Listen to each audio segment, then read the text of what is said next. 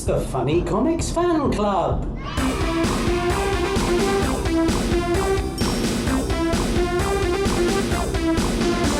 Hello and welcome to the Funny Comics Fan Club with me, Dr. Mark Hibbett. And me, not Dr. John Dredge. Hello! What on earth was that? That was a sort of, Hello! that was a sort of Keith Chegwin style hello. The call of the not doctor. Calling out each other from valleys far beyond. Just call me not Dr. Dredge. Hello! You could call me Judge Dredge if you like. A lot of people do. I say a lot of people. One person did in about 1980, and it's haunted me ever since. Clearly, yes. Yeah.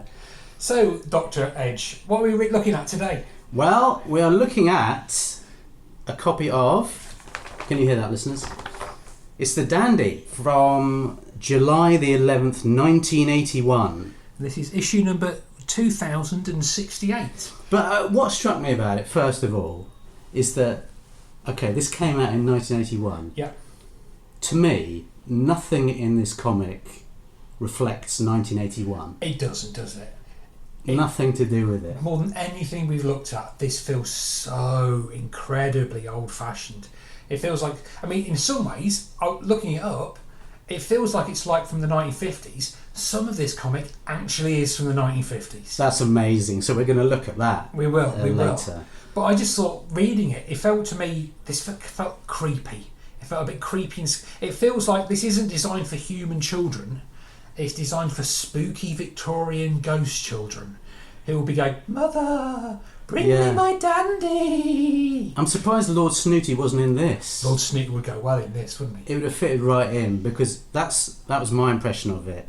It's living in the 50s. This comic is living in the 50s, possibly earlier than that. And yet, it was really successful for many, many years. And I think the interest of it, as we'll see as we go through it, is that this is 1981, and then just after this comic, things kind of start to change quite a lot for the Dandy, because a lot of the people involved retire in the next 1 or 2 years. Some of them die. They stop doing so many reprints. So this is really at the very end of this quite spooky, weird comic. So there's a lot of reprints in this. There are some reprints in it, yeah. I know there's one in particular that I'm thinking has got to be a reprint.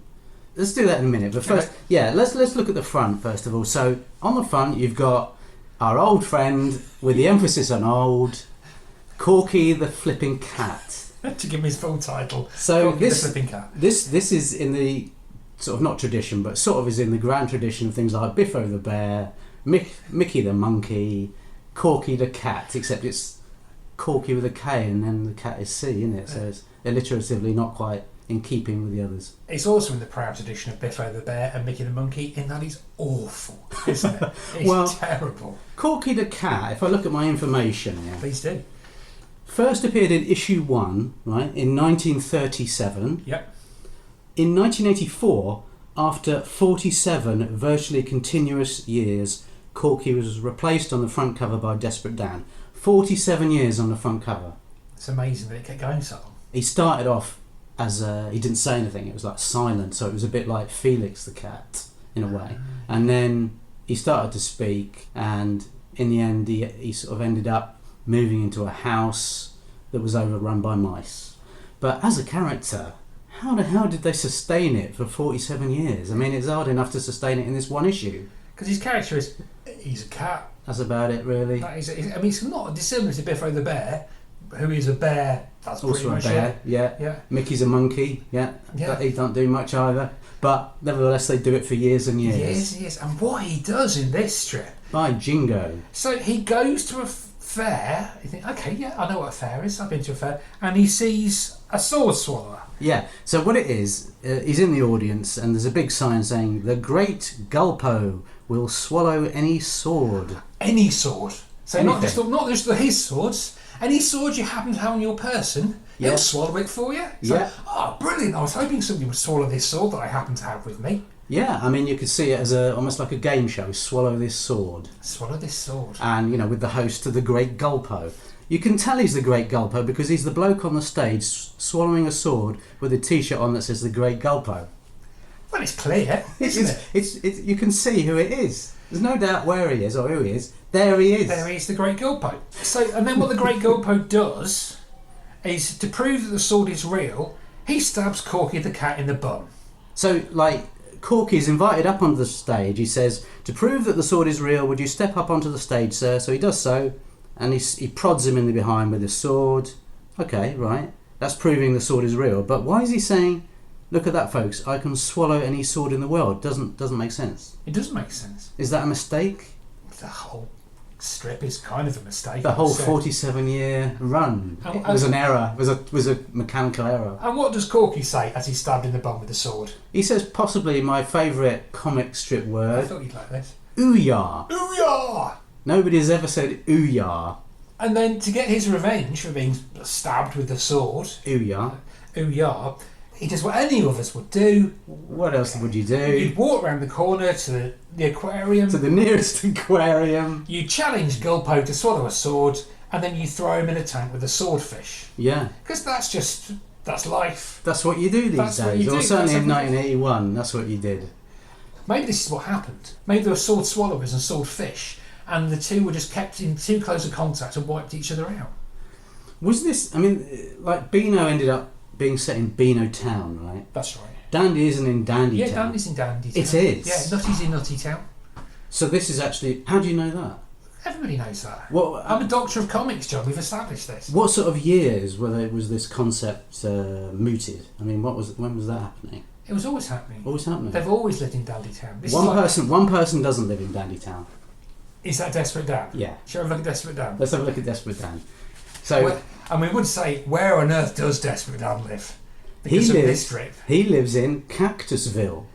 Where is Cactusville, please? Oh, right. Is it in Dandy Town?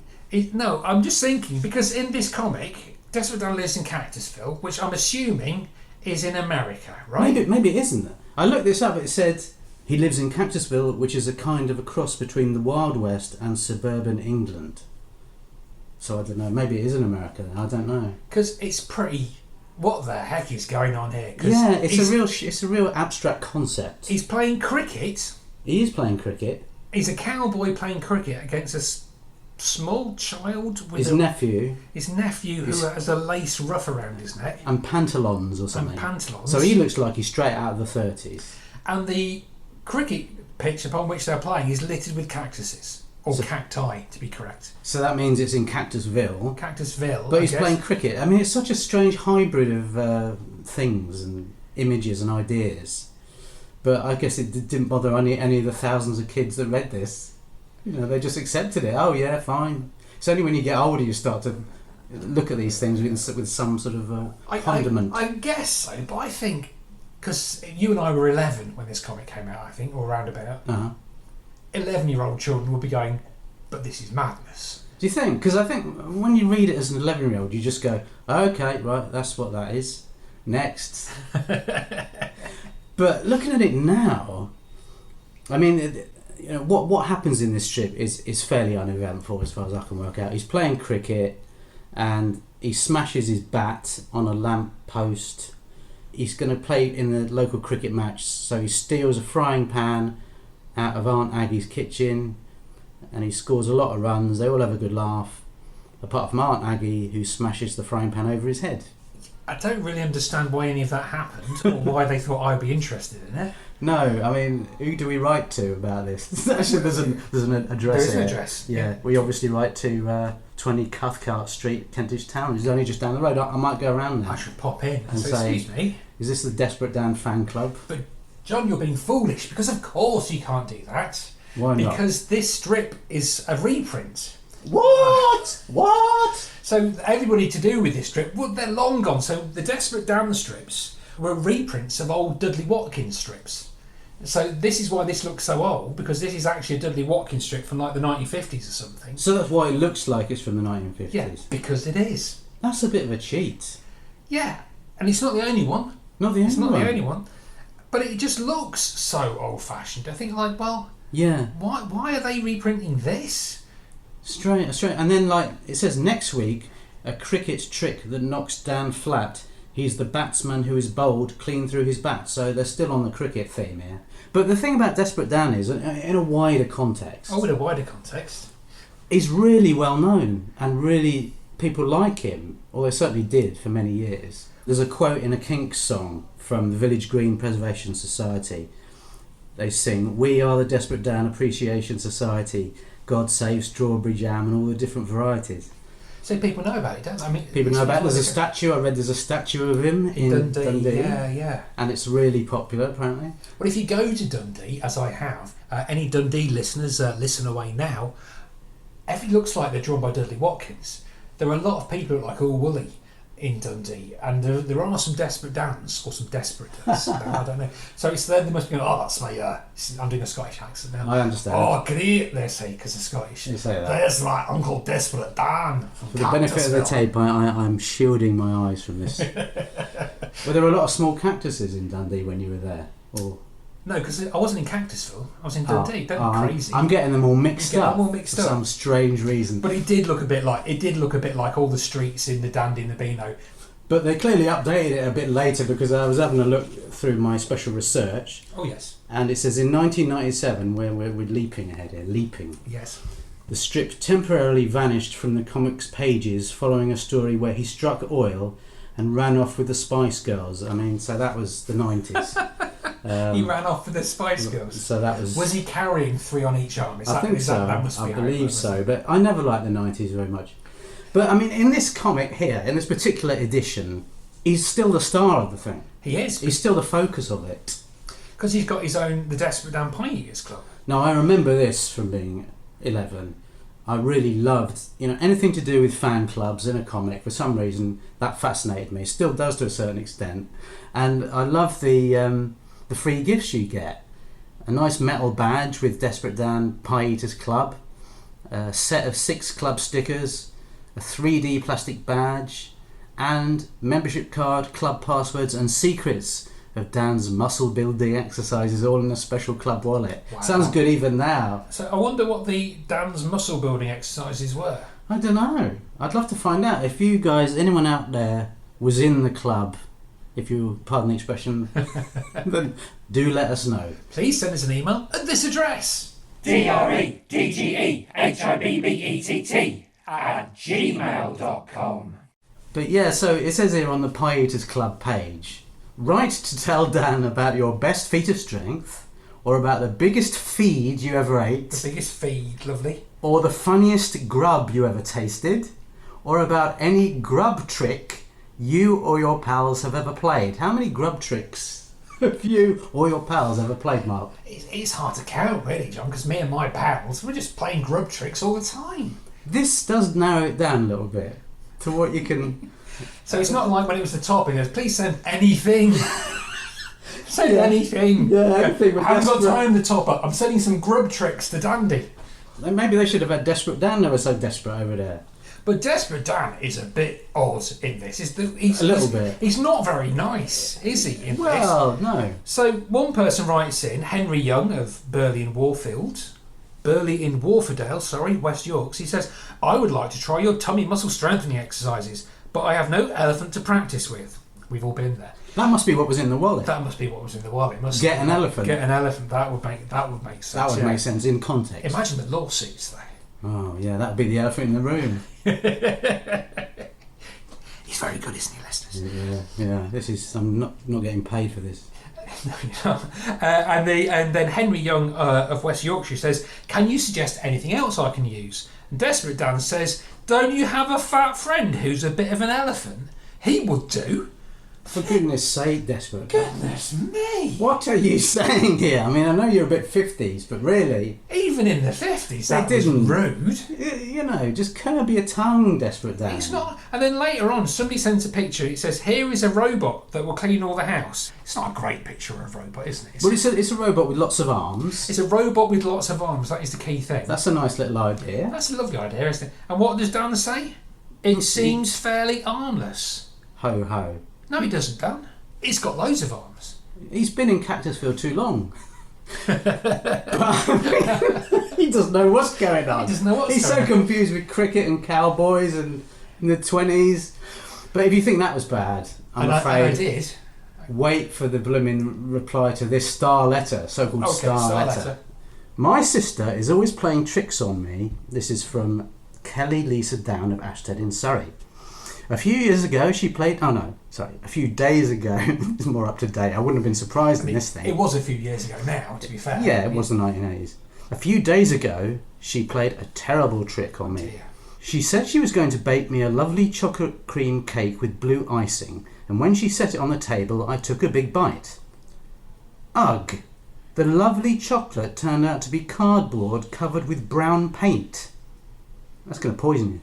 Hospitalisation, Yeah. imminent death could be on the cards. Cardboard covered with brown paint. I And see. she said, the delicious looking cream was my dad's shaving cream, and the beautiful looking blue icing was toothpaste. It tasted awful.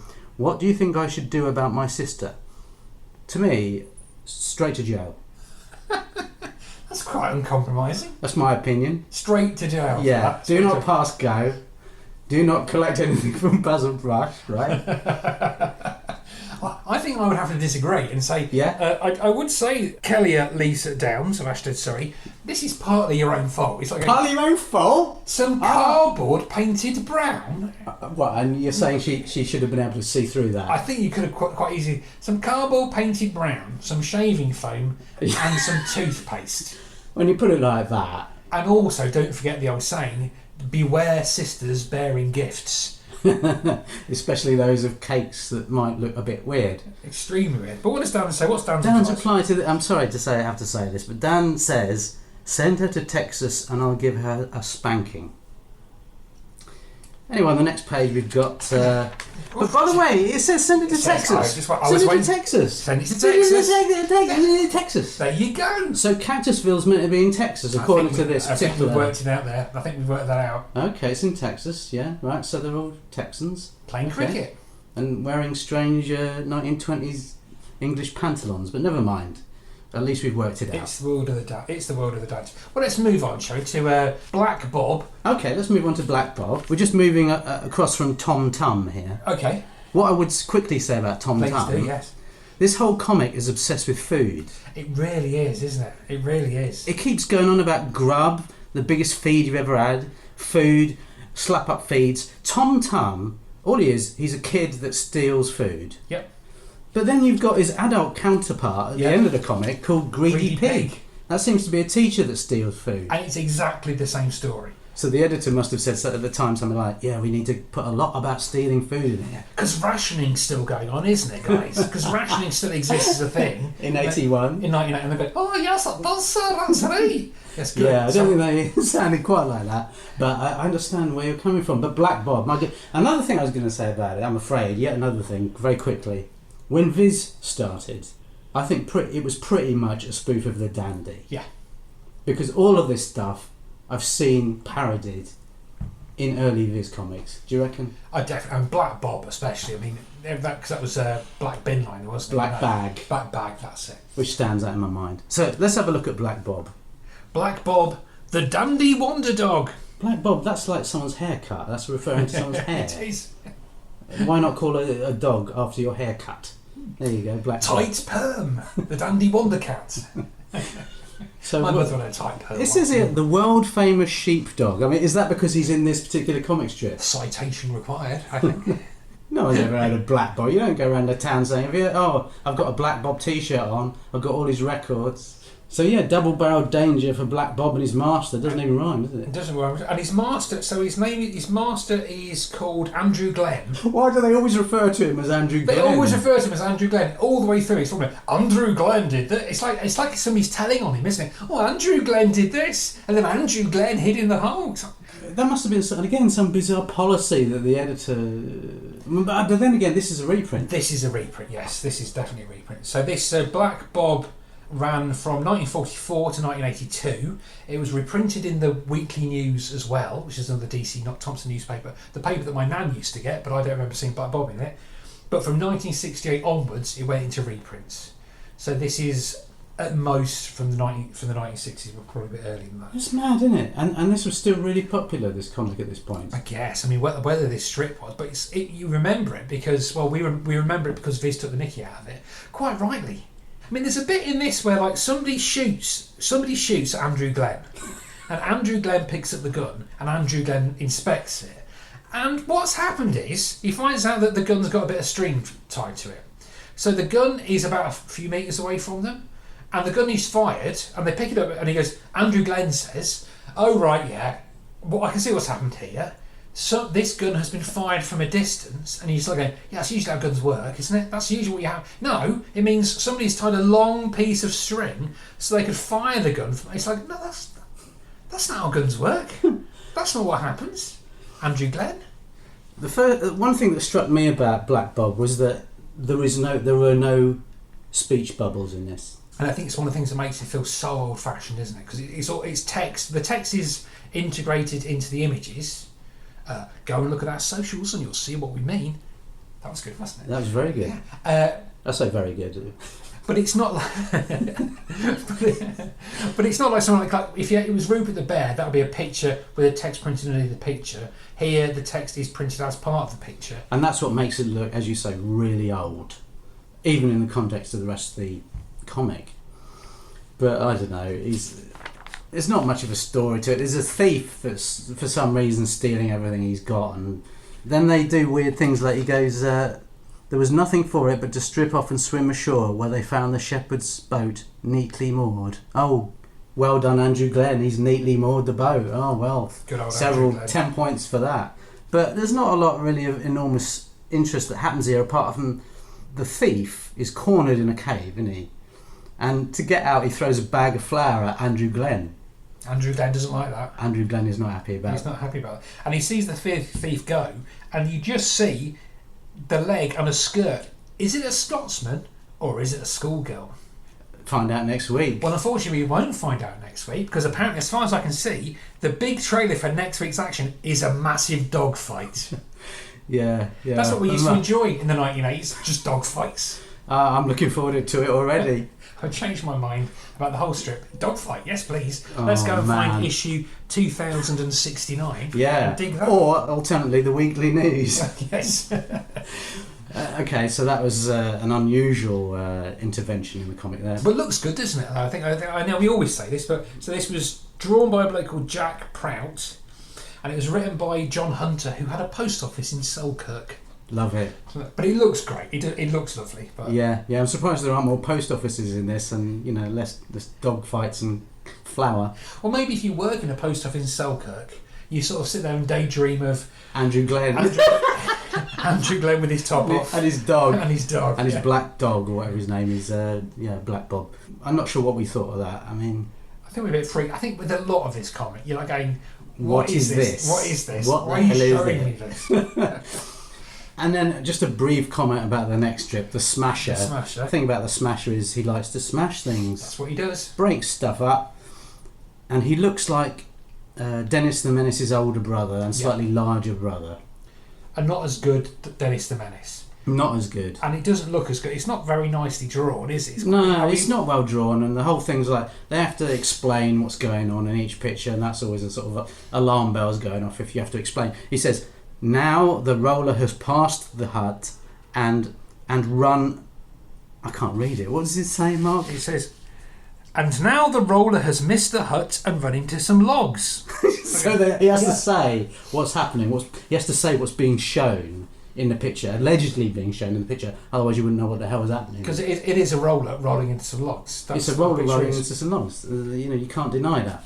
But the guy who drew this, I mean, this is another one. The guy who did this retired in 1982, so it's very much like this is just pushing against the edge of loads of these guys. This is literally his last gasp as an artist, and you can sort of see it from here. Yeah, it's unusually this one. I'm not looking at this going, oh, this looks great. No, it doesn't look great. It isn't great.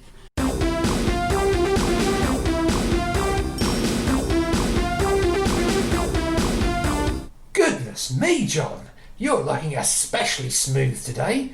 What's your secret? I'm wearing my new Apparel of Laughs t-shirt, Mark. Apparel of Laughs t-shirt, John? Yes. You can relive the glory years of British comics with a wide selection of t-shirt designs celebrating all your favourite characters and titles. Ooh. Designs include Whizzer and Chips, Misty, Buster, Tammy, Oink, and many, many more. Give the gift of nostalgia or roll back the years in your wardrobe. All designs are officially licensed come in plastic-free packaging, printed with vegan inks, and are exclusive to appareloflaughs.co.uk, the home of British characters, British culture, and British comedy. Hurrah! Yahoo! And listeners, this is a real advert. This is a real advert. They've sent us actual T-shirts. Yeah, this is a real advert. Thank you, appareloflaughs.co.uk. We'll wear them always.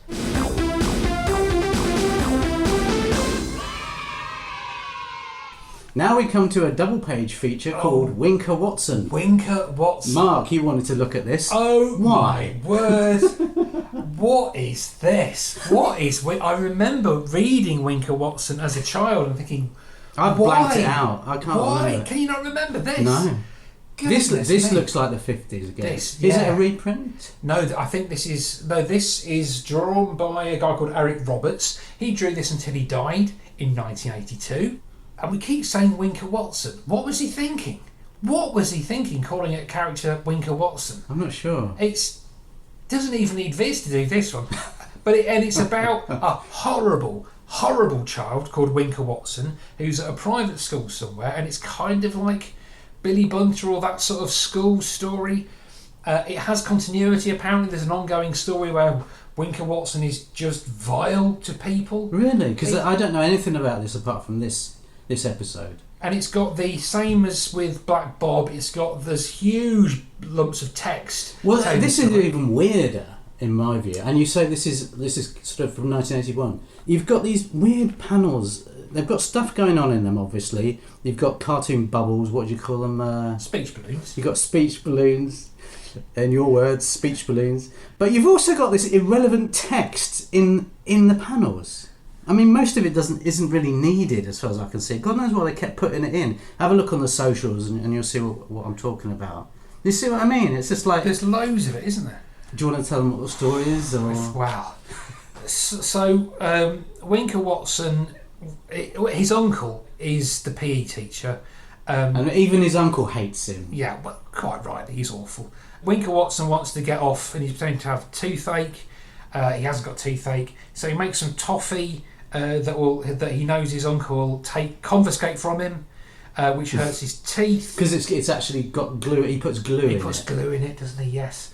And then he has some nefarious scheme where his PE teacher uncle gets in trouble with the headmaster, and then what happens is his PE teacher uncle breaks his teeth and goes to the dentist. And what Winker Watson does is he bunks off school and goes to the dentist first and does knock down Ginger. He keeps on ringing the doorbell for the dentist loads and loads of times, and the dentist says, "Bah, that's the third time some joker's brought me to the door. Grrr, just let him do it once more." And then the next minute, along came Uncle, what's his name? Arnie, for attention. I hope the dentist is in. Ring.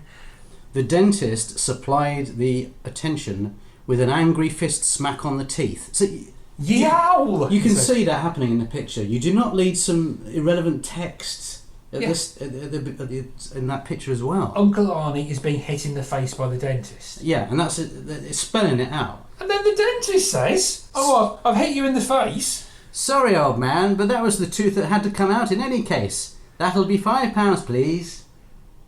£5 for smacking you in the face? It's a good career if you can get into it. But then there's some text in the picture again. Uncle Arnie could not complain. The service had been quick, though costly. Irrelevant. And Uncle Arnie could have complained. He could have said, "No, you just hit me in the face there." Yeah. I'm sure that's not professional. I'm going to report you to your accredited board. It could have been a costly matter for him as well.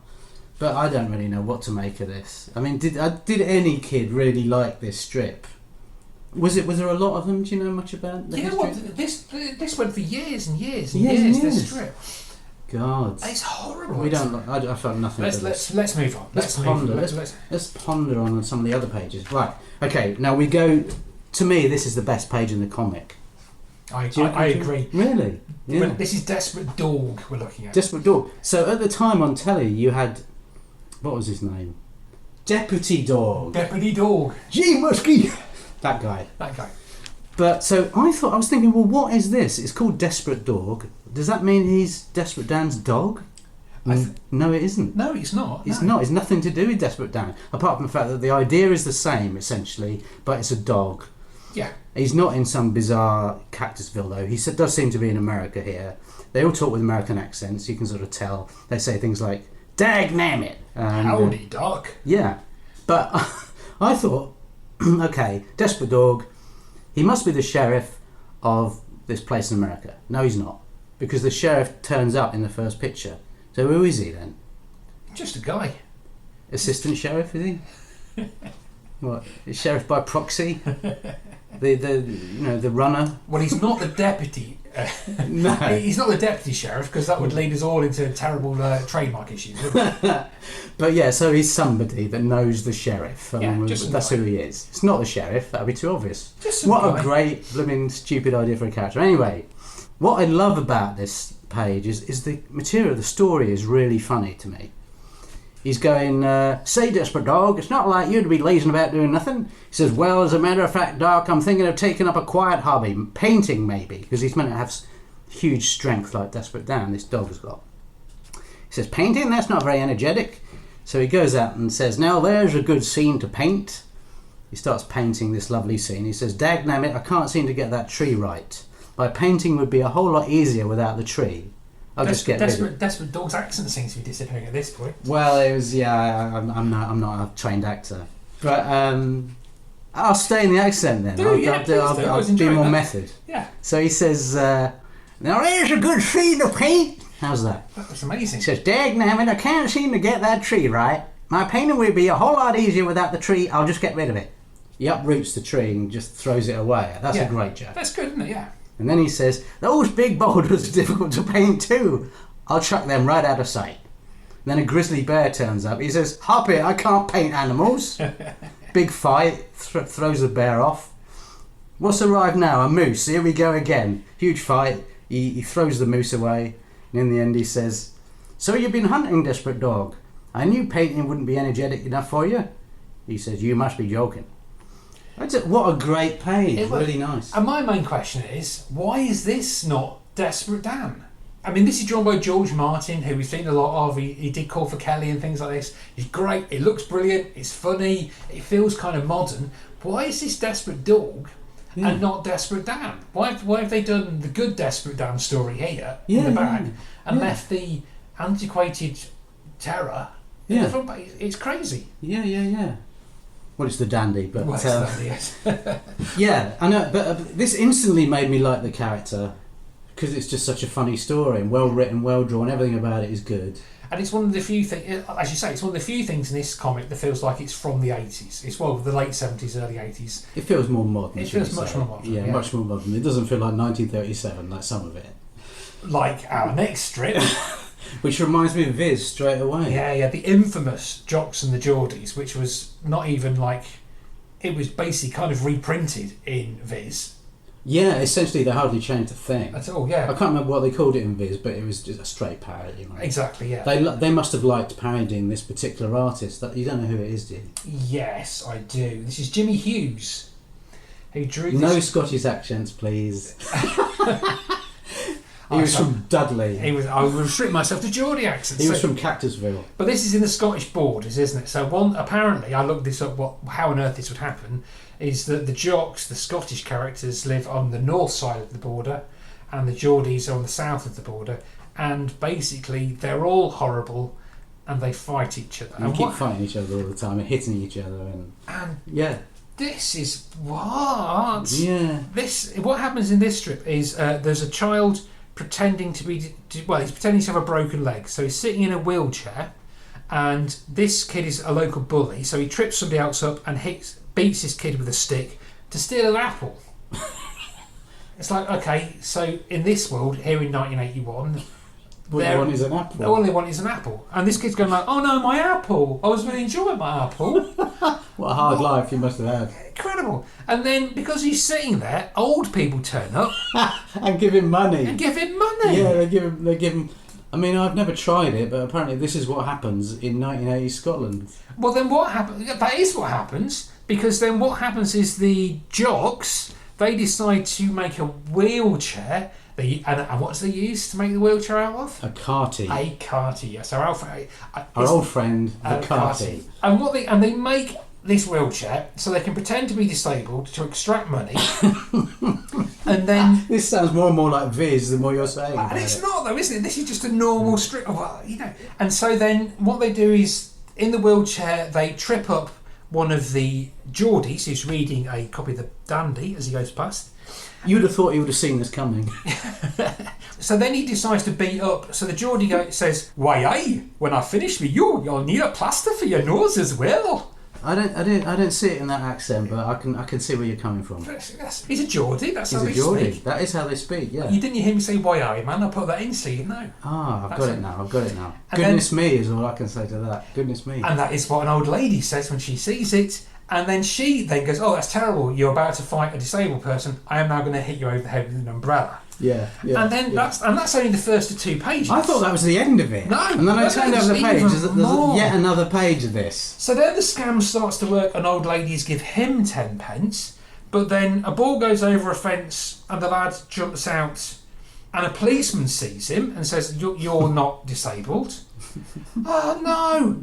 And then he arrests the bully. And then the bully comes around and tries to hit them with a big stick. And there's a bully who's chasing them with a stick saying, "I was only pretending to be hurt too. You lot ruined my wrangle." And then this one boy with a stick chases 5 Scots boys away. And the Geordie boys say, "Ho ho, it looks like the Geordies will soon have their arms and legs in plaster for real. Because they'll be beaten up and wounded." And that is the source of our amusement. Yes. And they all lived happily ever after. It's just horribly grim, isn't it? It's really grim. And just a small detail I noticed is the guy who drew this the same guy that drew Bully Beef and Chips. Well, I was going to say yes. So Bully Beef and Chips on the same sort of thing, right? Exactly the same. Just and this was also parodied by Viz. I can't remember what that was, but it was very similar to Bully Beef and Chips. Biffa Bacon. Biffa Bacon, that's it. Almost exactly the same. Hardly any changes were needed. And this is horrible. I mean, again, another horrible, violent, bullying strip. And it's not fun violence. We all love fun violence. Yeah. This is just horrible. It's just not particularly funny either. No. There's one bit where they're all leapfrogging over Bully Beef. And they do his back in. Yeah. And the whole thing ends with, "Oh, my poor back, I'll never be able to walk upright again." And this is at night. It starts during the day when they've tied him to a concrete post and jumped over him to break his back. And they've left him there until the evening time. Yeah, what a lovely comic strip. Just horrible. A tiny detail that I noticed was that the artist seems to use the word Yahoo in strange situations. Like there's a bit here where one of the kids trips over, and instead of going irk or ooyah, as anybody would, he says Yahoo. That's more like hooray or yippee. It is hooray. It's not an expression you use while being tripped over. And again, in Bully Beef and Chips, he falls down a manhole. Chips falls down a manhole. What does he say? Irk, ooyah? No, he says Yahoo. What, is he jumping for joy before he goes in the hole? Maybe he just loves violence, it's being inflicted upon. I guess so, but yeah, no, a rather grim. It's grim up north, is all I can say to that. I think you're right, John. I think this proves it. As we can see from this. Now we come to a slightly lighter part of the comic. Yes. My Top Story, and I really like the drawing here of someone on the top of a building with a megaphone shouting, "My Top Story." I remember that from being a kid. That's stuck in my mind, and it says, "If you have a funny story to tell, keep it to yourself." And that's what they've done. That's what they've done. No, it says here, "Send it to My Top Story." Are you listening at home? 20 Cathcart Street. There's that address again. Kentish Town, London, NW5. And it says here, all cash, a £1 cash prize for every entry printed, and each week the top story wins a Practical Joker's Fool outfit. This funny kit, I'll be the judge of that, contains goofy teeth, black eye faker, imitation fried egg, and other great tricks. Cool. Can you imagine that? An imitation fried egg and a black eye faker. Incredible. I mean, to be fair, as a kid, I would have absolutely loved that. When my mum sent it to me last week, not so impressed. But yeah, so this is like, you've got a funny story, you're meant to send it in. Yeah. These are the results. So I think the one I would like to highlight It's called Glenn's Heroics. Let's just see. Glenn Johnson of Derby. Let's see what Glenn has to say for himself here. And this is the Star one. This one's a Practical Joker's Fool's outfit. So this is going to be a goodie. Should I read it in full? This will be a good truthful story. I'm not going to do it in a Derby accent. No, thank God for that. Our family went to Cornwall for a holiday. We stayed in a hotel which had its own private swimming pool, and that gave me a great chance to play a trick. Right. When no one was looking, I threw a large plastic lizard into the pool. You threw a large plastic lizard into the pool? Indeed, yes. Continue. When people saw the lizard floating in the water, they all scrambled out. But I dived into the water and grabbed the lizard. All the other bathers were frightened as I climbed out and threw the lizard away. The older swimmers told me how brave I was and gave me 50p reward. I bought some more plastic animals with my money and played the same trick every day for a week. I made a fortune from my tricks. I don't know about that. I'm sceptical about this. Did it really happen? Did it really, Glenn Johnson? Every day you did that? Made a fortune? You played the same trick every week and you were constantly going and getting money for this and then buying new lizards to throw in the pool and you were just like making a fortune. He's got a range of animals. They've gone, oh no. He hasn't got a range of animals, all he's got is lizards. No, he said, I brought some more plastic animals. More plastic animals. So he might have thrown a plastic pig in the pool. Yeah, because, there's a tiny elephant in the pool. Oh, Run, yeah, everybody. Dan would be interested. Oh no, there's a small plastic sheep that's fallen in the pool. Quick, I'll get that out. Glenn! Yeah. Come in. Yeah. Here's 50p. Yeah, I'm not buying this. My top lies, I think this It's not accurate, is it, Glenn? Come on. Glenn, after all these years, let us know this was a fake. And you don't deserve that Practical Joker's kit. Send back your pound as well. I'm banging the table in fierce fury. You are furious. As well you might be. It's not deservedly the star letter, is it? It's not. I mean, what else have we got here? I mean, Dandy Troubles is suspicious. Well, let's hope it. Well, is it? I'm sure this will be fine. Okay, let's see how we get on with this one. From Stephen Woodhouse in Eaglescliff. When I came out of the newsagents with my copy of the Dandy, they're going to be interested straight away. I'm fascinated. No wonder it got in. I was in such a hurry to read it that I didn't wait to get home. I read it as I walked. A lot of people do that now, of course. But I couldn't see where I was going and walked straight into an empty dustbin. I fell head over heels into the bin and got into a proper mess. Now I think I'll have my Dandy delivered. Head over heels into the bin. What, like in a Dandy comic or something you might have read last week? I don't think so, Stephen Woodhouse. This is like a true crime podcast now, isn't it? Yeah. Will the real culprit please stand up? I don't agree. But no, I think we don't like that. Lies, we feel that's not altogether accurate. It might be a top story, but is it accurate? I fear not. It does say if you have a funny story to tell. It doesn't say if you have a factually accurate story to tell. So no, I suppose I think that's their mistake. If it was my factually accurate story, we'd both be a lot happier with it. I'd be happy with this. This would be much better comic. Not this charade of lies. And then on we've got an advert down here for the Dandy Summer Special. I was slightly confused by it. It says here, a laughter bonanza for all boys and girls, right? Yeah, that's fine. New giggles, right? New mischief, new features, new diddles. Any idea what that means?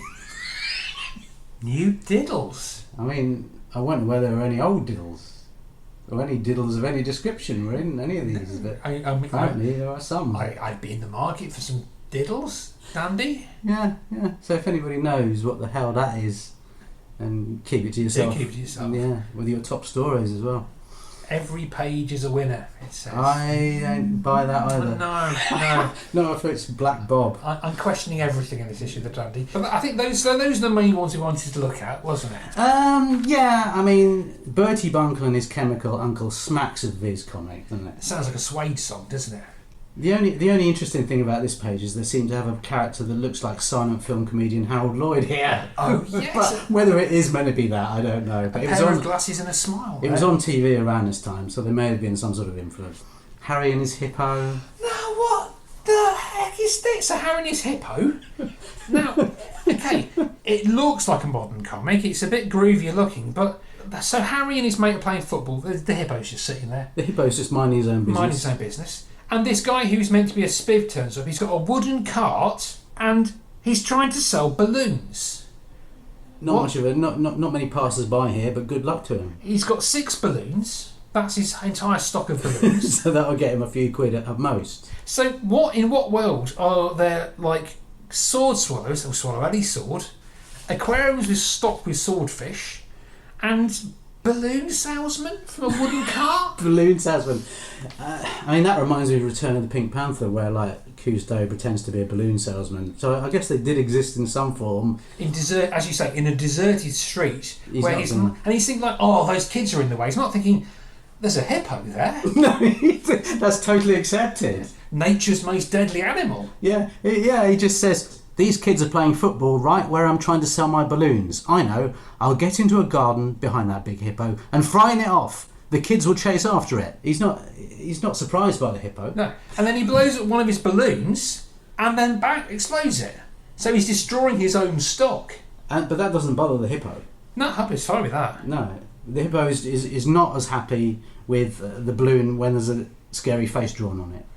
I think, as we know from Life on Earth. Yes. Hippos don't like balloons with scary faces drawn on them. It's their only predator. They've never enjoyed it. And sure enough, true to form, the hippo scarpers. But then the thing, later on in this here story... It probably went on for 105 years. Yeah, probably did. The boy then just blows up a balloon himself. So it's like, hang on a minute. He's blown up his own balloon there. So this balloon salesman's onto a losing streak anyway, isn't he? The kid already had a balloon. Yeah, we had a balloon. Yeah, so he's not going to buy one off this guy. All kids in 1981 had their own balloons. We all did. Some of they squeak, and then you could make a rude noise, couldn't you? That was great. Yeah, the balloon squeaker, which were free gifts occasionally in these sort of things. Indeed, they were. The whole thing. The whole thing is a disgrace. It's making me look more kindly and nutty from way back when, all those weeks ago. Nutty has gone way up in my estimation after this. And it's just... Well, how did this comic go on for 75 years? It's just... I mean, I apologise great to anybody from DC... No, I don't. I don't apologise to anybody from DC Thompson. We don't like this particular issue. This is horrible. We don't like it. And then they had a thing... So it went... The dandy went on.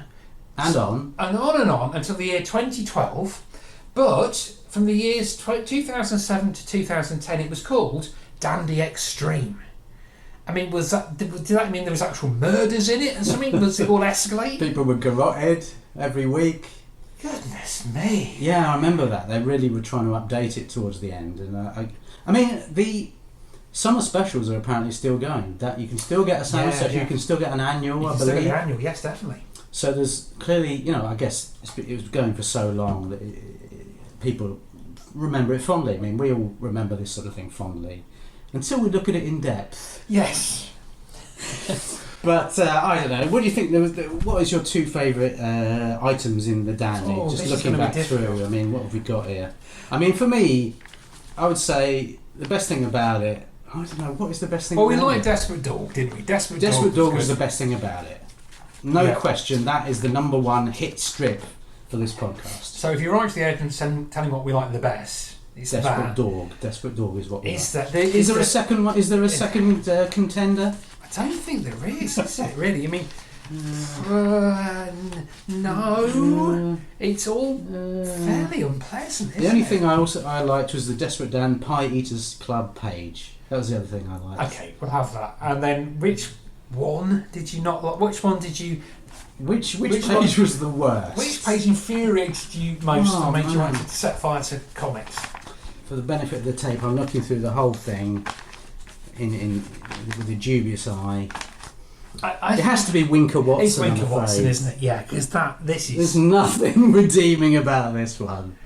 This is horrible, isn't it? The layout's not good. The characters are awful. The story is no good. There's nothing. I mean, it's horrible, isn't it? We don't like Winker Watson. Okay, it's Winker Watson then. We join the gang of people. We join the enormous amount of people that don't like Winker Watson, including his own uncle. Uncle Arnie fan club. We're in the Uncle Arnie's got the right way. Yeah, get rid of him. But maybe let's finish on a positive note. Maybe not. Maybe not. Okay. So The dandy, ladies and That gentlemen. was the dandy, ladies and gentlemen. 75 years of pure dandiness. And diddles. Yeah. All yeah. the diddles. So that draws us to a close there. Yeah, we must draw to a close. So all that remains is to tell you what's happening next time. And we've got a special end of season. We're calling this a season, aren't we? We're having an end of season finale. Yeah. Also, kind of a Christmas finale because the next episode will come out just before Christmas. Yeah, I'm looking forward to a Christmas slap-up feed. We are. And I think we are going to have an enjoy because we're going to do what we've been threatening to do throughout the whole series, and that's look at a modern comic. Modern comic. And what we're going to be looking at, John? We are going to be looking at the Beano Annual for this year, or for what year is it? For the future year of 2025. Beano Annual 2025. We're soaring into the future. We really are. We really are. By looking at the Beano Annual 2025. Who knows what awaits us there? Let's find out next time. In another fun-packed edition of the Funny Comics Fan Club. Bye! Bye-bye!